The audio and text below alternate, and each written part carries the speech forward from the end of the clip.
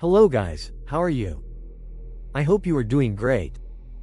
Please subscribe the channel for support. This is true story of Anneliese Michel, who was haunted and hear whispers. When she was 16 years old, Anneliese Michel believed she was imagining voices that whispered her name in empty spaces.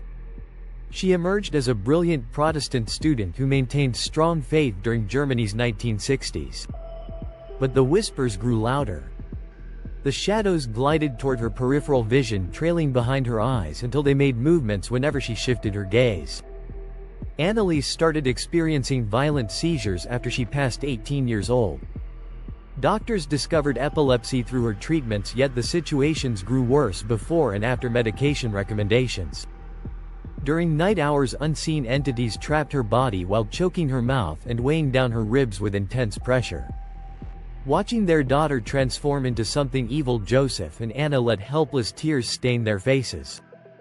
Church walls caused her physical pain through an unknown process that she said burned her skin. When her body came in contact with holy water, it reacted with burns similar to caustic substances. Her previously gentle speaking voice transformed into deep groans which emitted strange unfamiliar languages she had no previous knowledge of. One evening her mother discovered her wedged in a corner while she dug her fingernails into the wooden floor. After turning around, her eyes had become pitch black holes while her lips showed a demonic sneer. "I am Legion," she whispered. Doctors moved on to stronger medications which only pushed Anneliese's symptoms into progressively worse condition. Her hunger prevented her from eating because she felt demons inside her body moved her toward destructive behaviors. Her screams lasted through entire hours, leaving her vocal cords both damaged and destroyed.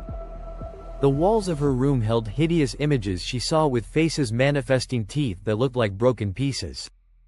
Faced with helplessness, her parents pursued religious intervention. Two religious figurines named Father Arnold Renz and Father Ernst Alt received the task of helping her. After evaluating her, they declared what the doctors refused to believe: Anneliese Michel was possessed. The exorcisms began. During 10 months the priests conducted 67 lengthy sessions which stretched into many hours each. During her fits, Anneliese talk reeked and voiced multiple voices that reportedly included Lucifer as well as Cain and Judas and Adolf Hitler. During the exorcisms, Anneliese screamed in pain because priests used crucifixes to pierce her skin as they chanted prayers that forced her body into contorted positions. Anneliese's family stood by helplessly as she bit and tore at her flesh while simultaneously holding her teeth against walls before death took her. She sank onto her knees while murmuring softly to her mother about her desire to die. Anneliese Michel passed away naturally during the night of July 1, 1976. She was 23 years old. The autopsy showed she suffered from both extreme malnourishment and dehydration, since she refused to eat or drink in the weeks before her death. The persistent knee positions broke her knees into multiple shards. Beyond human descent, her body displayed all the evidence of severe torment. The homicide trial charged both her clergy advisors and her parents with neglectful criminal behavior.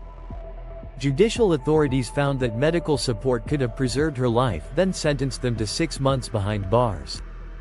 Individuals who listened to the exorcism tapes featuring Anna's speech together with her screams and monstrous animal noises developed a permanent inability to sleep without interruption.